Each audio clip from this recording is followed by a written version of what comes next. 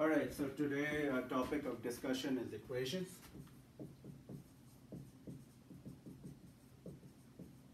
We have discussed a number of equations and we've done it over the past year and so on. But I'm just going to review a few things and then we'll do a few advanced things and then questions based on it. So, equations. We will use the idea of Sadman, right? That is the opposite of PEMDAS. Now if you recall, PEMDAS is just an acronym made up of these words: parentheses,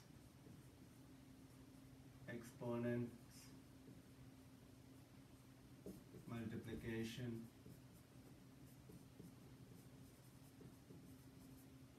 division, addition, and subtraction. So this is the order of operations.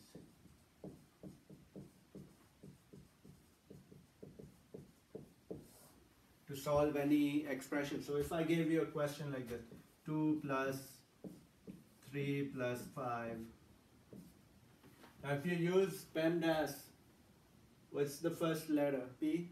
So we'll solve the parentheses first. We'll solve that first. So if I solve this, what do I get? 8. So what's 2 plus 8? 10, right? If we want to complicate or maybe try a more challenging question, let's write a different one. So let's say if we have 2 plus 1 plus 1 squared, yeah, and minus 5. Now we've got a couple of things in this question, and let's even put multiplied by 2, right? So now what does this ask you to do? It asks you to solve the parentheses first. So we'll do this first. So we'll write this as it is.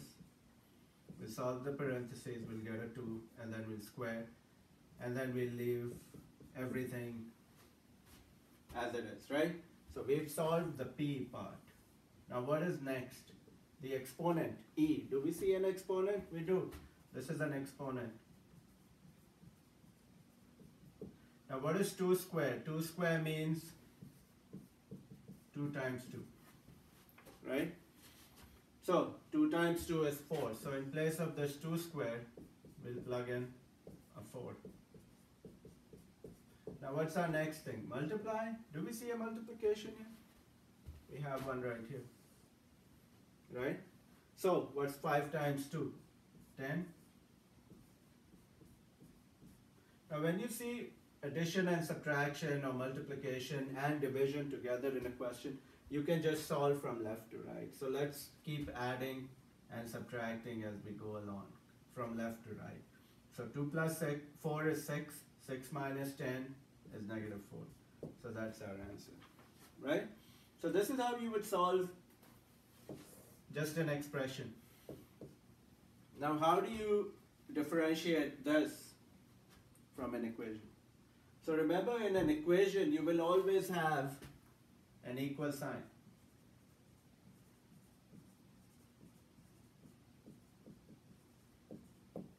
So for example, if I was saying an expression could be 2x plus 1, right?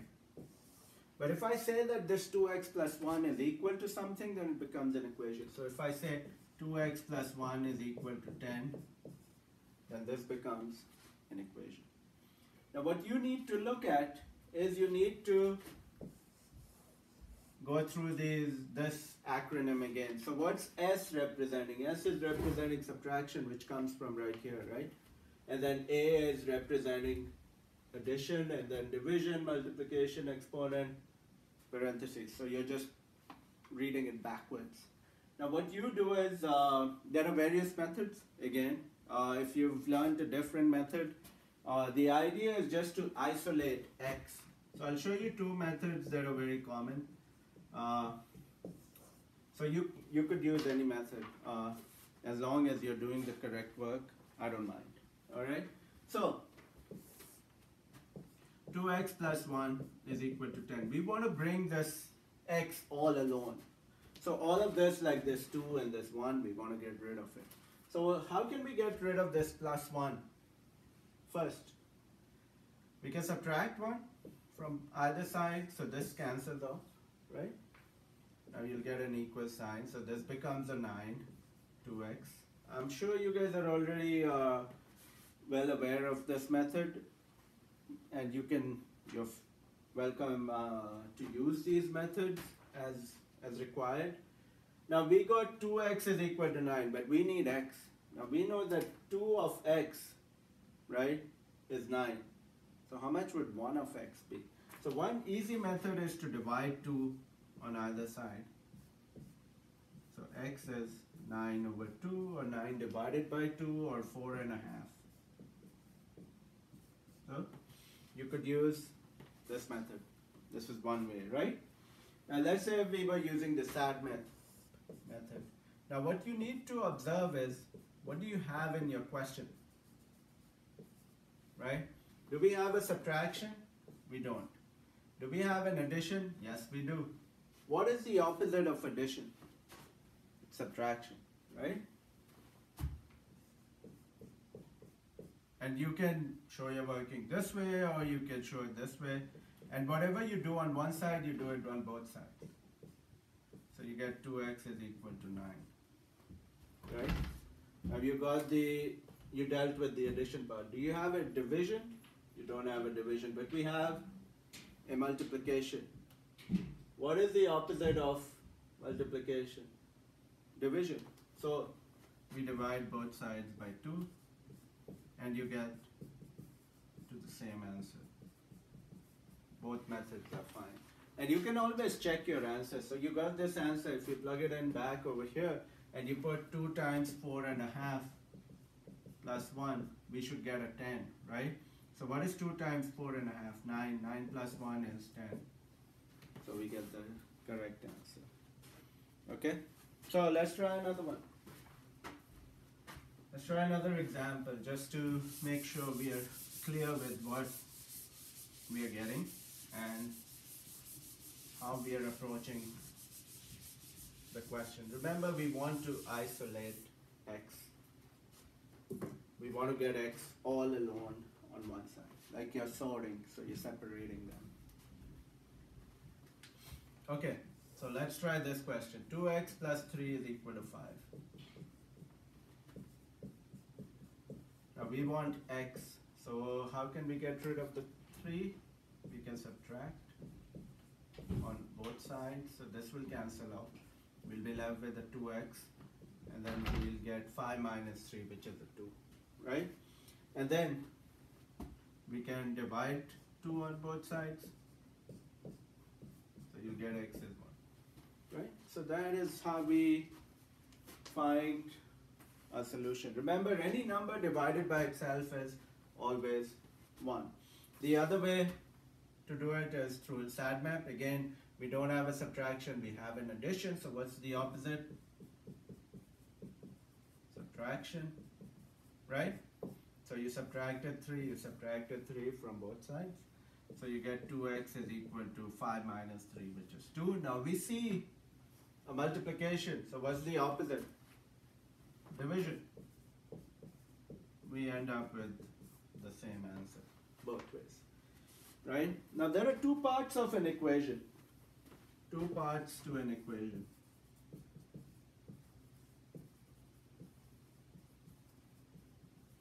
You've got the left hand side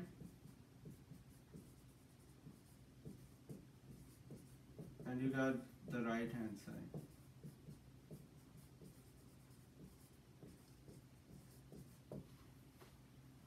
Right? So that is 2 parts of an equation.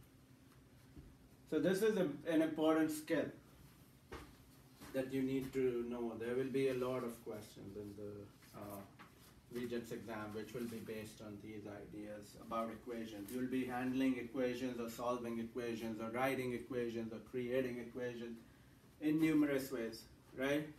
So what I would suggest is try to do as many questions on this topic as possible. IXL's questions, just write an equation like I bought, for example, I bought 2 shirts and 1 pant and I paid $46, right? Create anything random, it's your choice, right? I bought 2 cookies and 1 drink and I paid $7.25.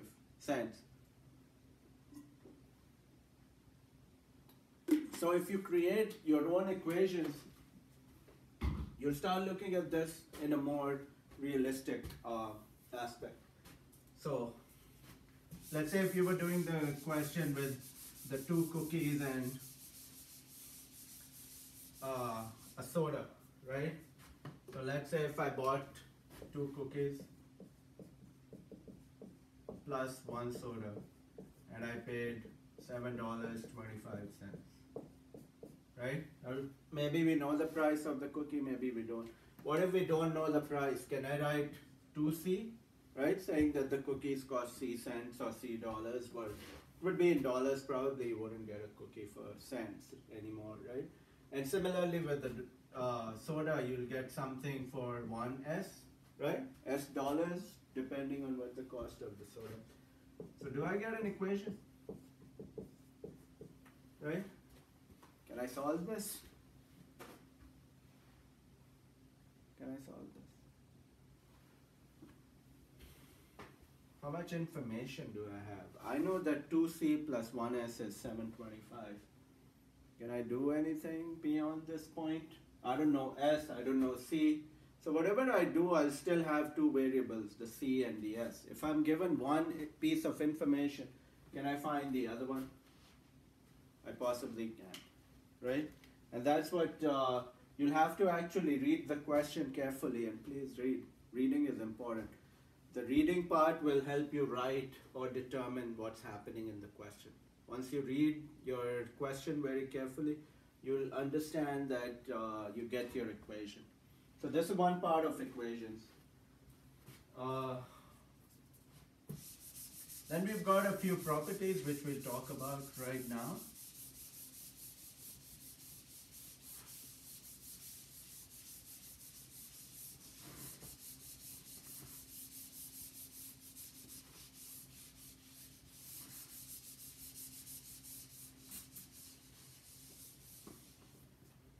Okay, so the first one is addition property of equality.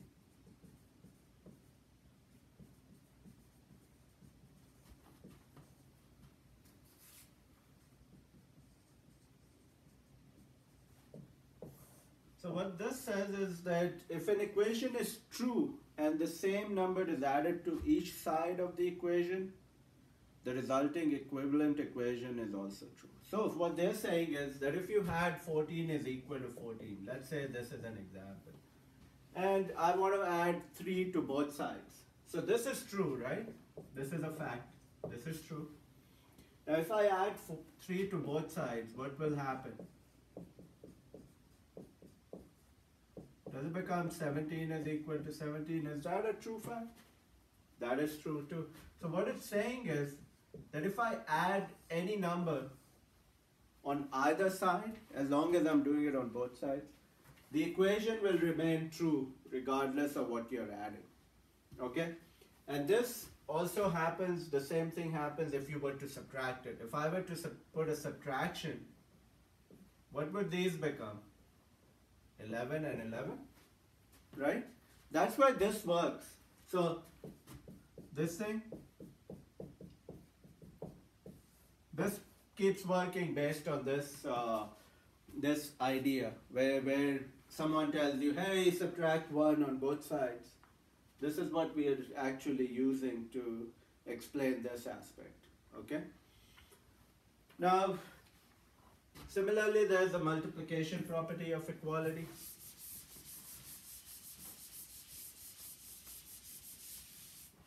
So multiplication property.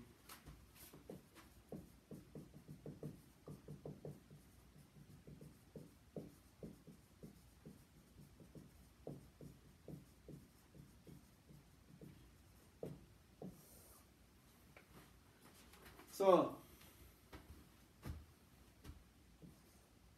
if x is equal to 5, right? And I say like, hey, I want to multiply 3 on both sides. Multiply 3 on both sides.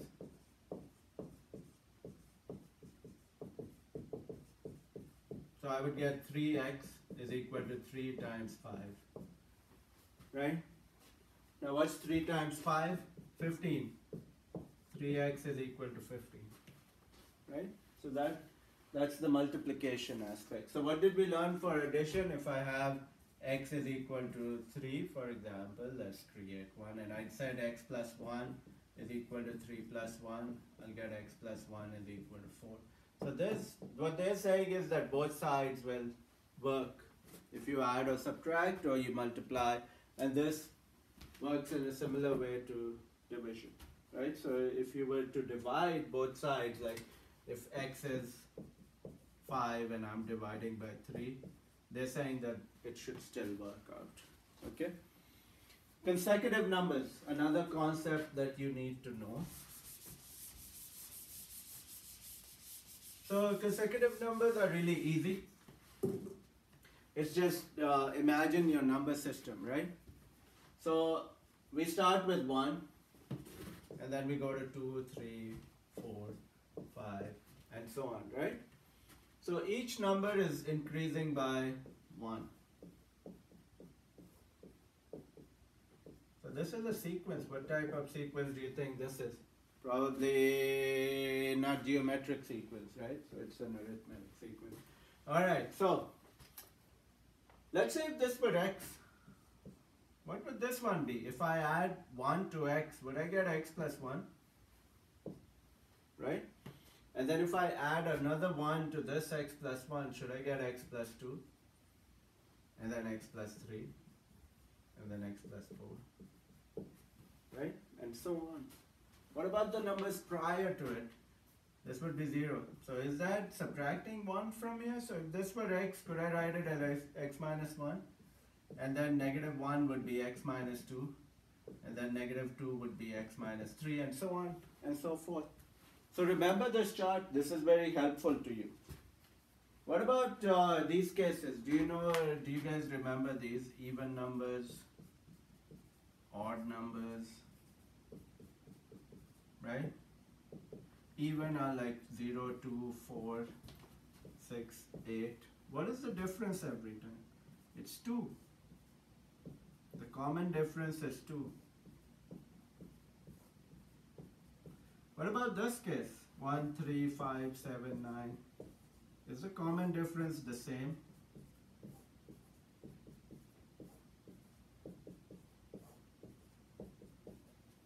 Right? The common difference is the same. So if I had an x over here, what would my next number be? X plus 2. And then plus 2 to this, so it becomes x plus 4, then x plus 6, x plus 8. So I get a pattern, I get a sequence, right? So that is consecutive numbers. Then I spoke about this other topic, it's called absolute functions, absolute numbers. Let's talk about that.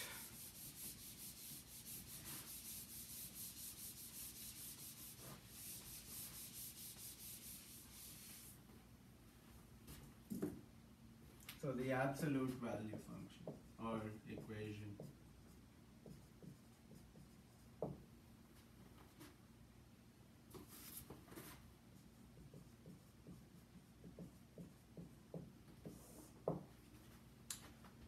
So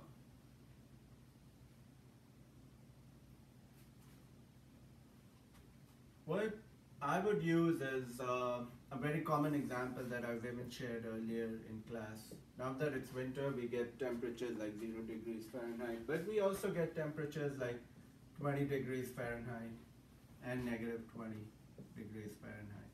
Now some people refer to this as 20 above 0, and some people use 20 below 0, right? So in absolute value, we just take the numerical significance. How far is it from 0. How far is any number from 0? That's what we are looking for. So, how far is 20 degrees away from 0? It's 20 spaces away. How far is negative 20 away from 0? It's still 20 away.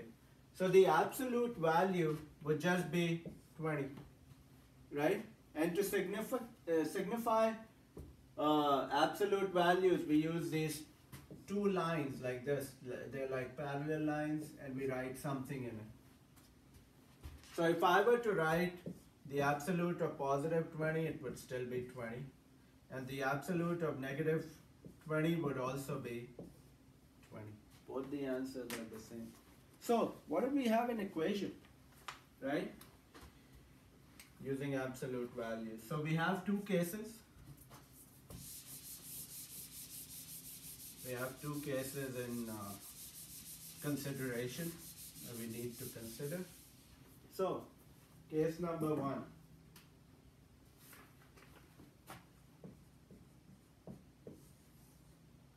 That the expression inside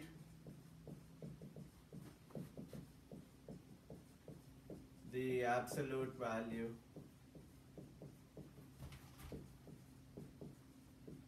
is 0, right?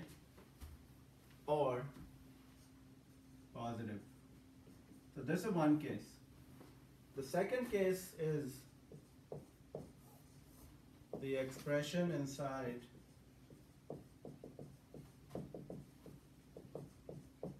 the absolute value is negative.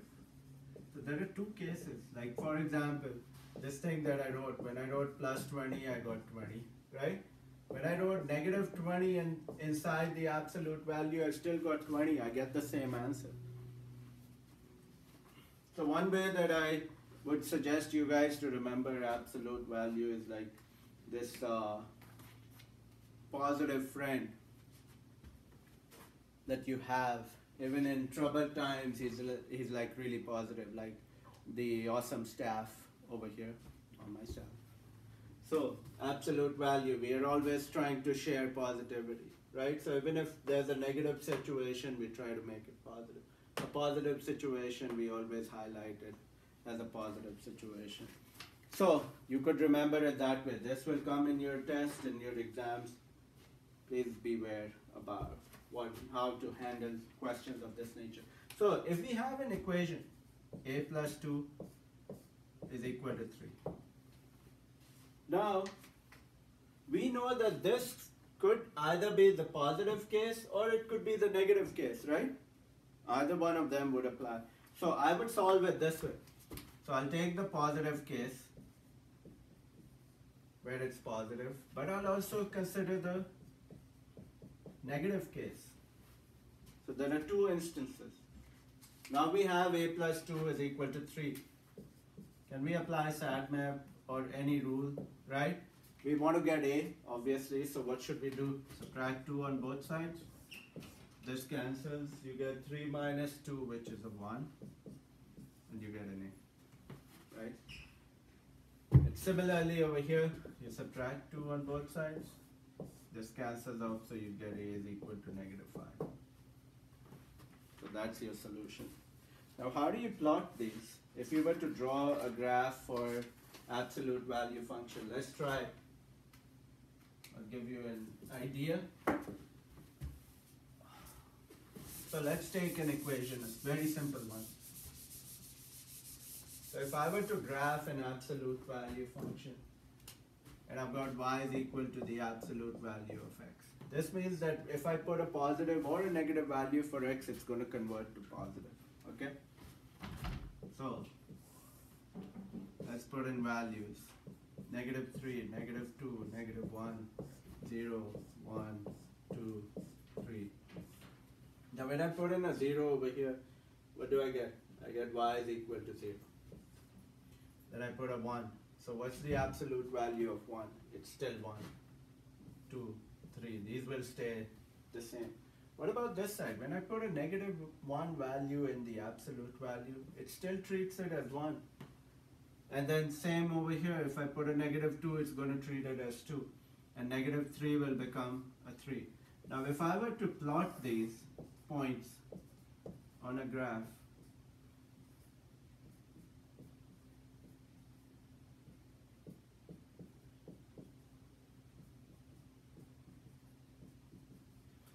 now 0 is 0, 1 is 1, 2 is 2, 3 is 3. So we join that with a straight line, right? And then we do the same thing over here. -1 is 1, so it's up here. -2 is 2, -3 is 3. So we get a V-shaped graph, right? So an absolute value function will always have a V-shaped graph. Whenever you see a V-shaped graph, there will be something to do with the absolute value.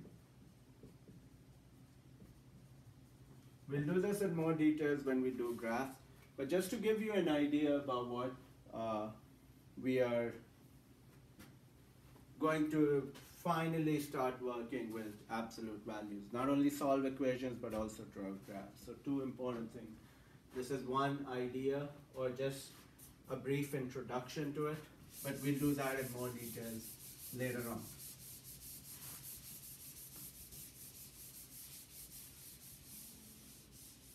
Alright, then we have this term called a ratio.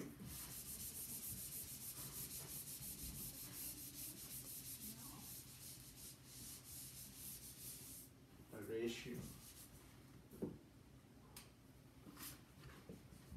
So a ratio is just a comparison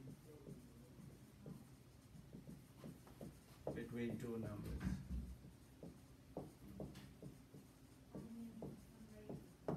Alright, so a comparison between two numbers. So the notation for it, how do you show this comparison? You write x to y, the ratio of x to y, or you write it with this colon, or you write it as x upon y. So all of these three signify a ratio, okay? So if you have an equation like this, a over b is equal to d over c, right?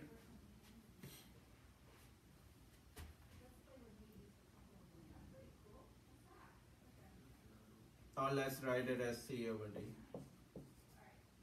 Either way works, right? And b and d are not equal to 0, then we can always cross multiply these two. Remember this case because there are some questions which are where you have two fractions or even one fraction, and you can just cross multiply it. It makes your working much simpler. So if you were to multiply a and d, you would get ad, and if you were to multiply b and c, you would get bc. So this is one case of using ratios. Then making the subject or expressing a variable in another form. We've done questions like this, expressing a variable, right, in terms of another.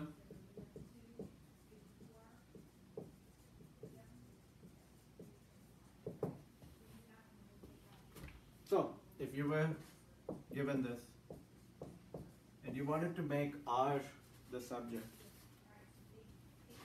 that means you want to make R all alone, or R isolate R. So, should we divide 2 pi? This cancels out.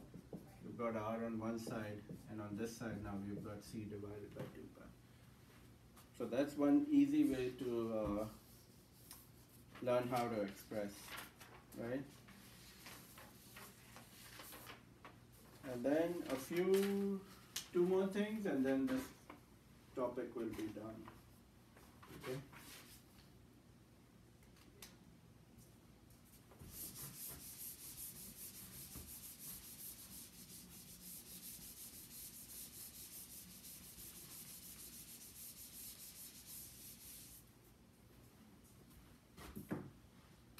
So, percentage of change. You guys know what a percentage is? Like for example, if there was an amount A, something's costing A in 1 year, and then it becomes B dollars later on. What is the change? The change is the difference between the two, right? So your change would be B minus A. It's like something costs $10 and suddenly it becomes $15. So what's your change? 15 minus 10, which is $5, right? Now where did this change occur from? From the initial value. So if I were to find the percentage change,